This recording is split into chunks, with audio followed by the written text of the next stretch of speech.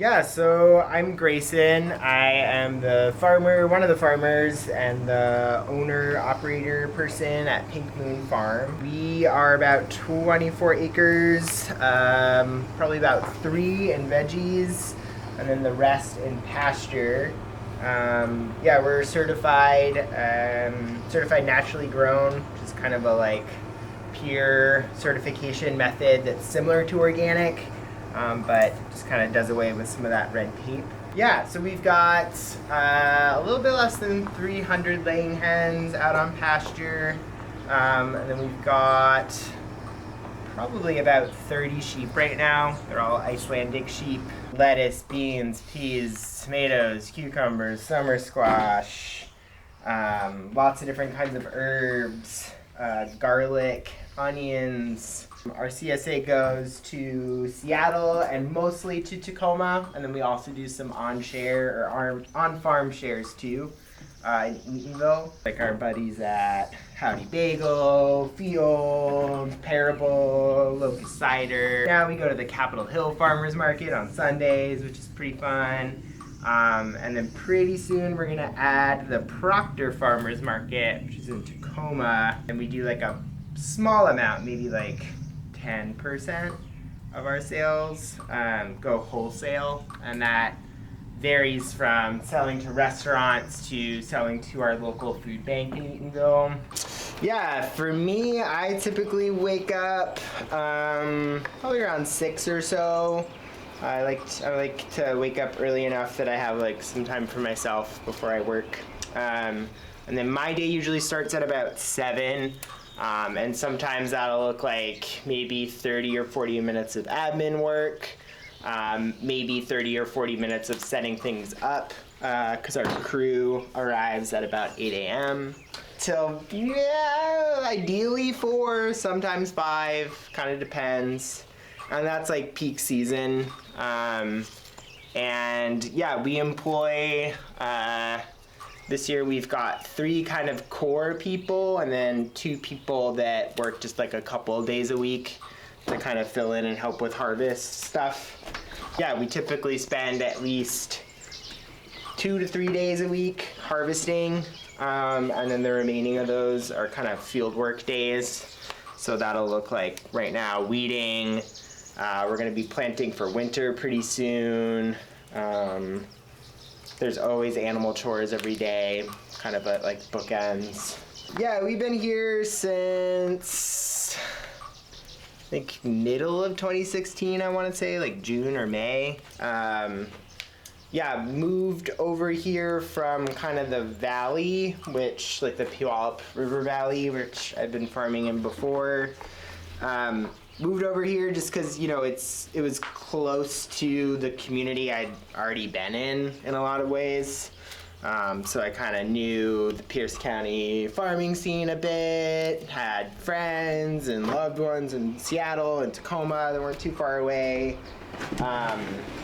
And yeah, this farm just came up on like a real estate listing I've been looking for years. And it felt like the right one. He's a real sweet guy, Al Spinth. He had cows here when I moved in, and he really taught me a lot about the people that lived here before, who were the Jacksons, who had moved up from California, I think in the 60s or 70s. And yeah, they kind of just wanted to start a little farmstead. And I think before that, it was kind of owned by one of the bigger property owning families in this area. But yeah, there's actually this very cool book that one of the kids of the Jackson family wrote. I think it's called While Glaciers Slept. And she's a climatologist and does research around, I think, glaciers and climate change, but in that book she writes a lot about her family and this farm, and there's pictures and things like that. I mean, the things that come to mind that I think are issues for all farms are just around climate change and finances. Just economic viability is always kind of a pinch. because we're operating on such like a tight margin. So yeah, with climate change stuff, I've noticed, you know, we get much more, not a new thing to say, but we get much more extreme seasons. So we get like a scotch hotter and a scotch colder than like even just being like maybe 40 miles off of the ocean compared to like Seattle and Tacoma. So yeah, that's been really difficult both for plants and also for people. And it's gonna be hotter in the summer and rainier and more intense in the winter. So the other way we've kind of adapted to that is just, you know, some crops we've just dropped because we can't grow early broccoli reliably anymore because it just will get hot. And then money-wise, you know, everyone's getting pinched in different ways. Unfortunately, it does not seem like capitalism is working out for many of us. We've gone to the same farmers market for a long time.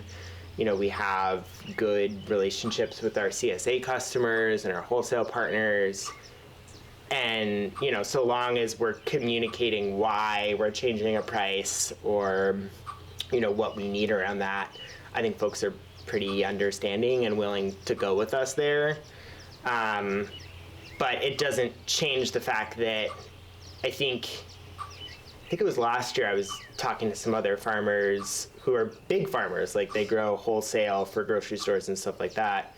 And I was asking them, I was like, I have been farming now, so it was like 2010 or 2011 was my first year farming. The price of everything else has certainly gone up in that many years.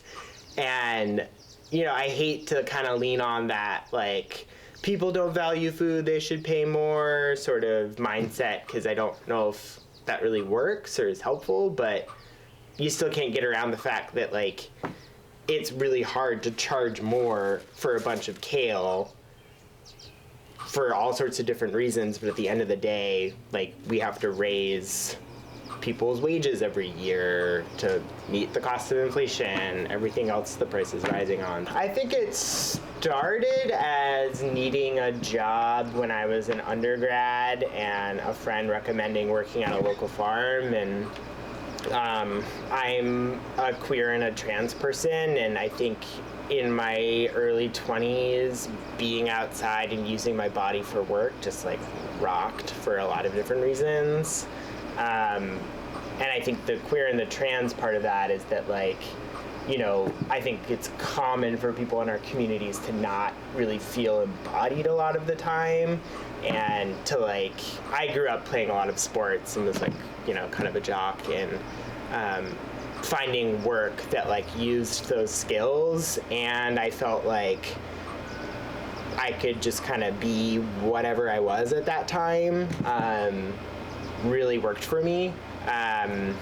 And really connected back to, like, I was like a fort kid growing up, you know, like I wanted to, like, be outside building things, climbing trees, and, you know, when you turn the volume down on the stressors, there's a part of me that still, like, feels that when I'm farming, you know, that, like, being outside, having relationships with plants and animals just really works for me.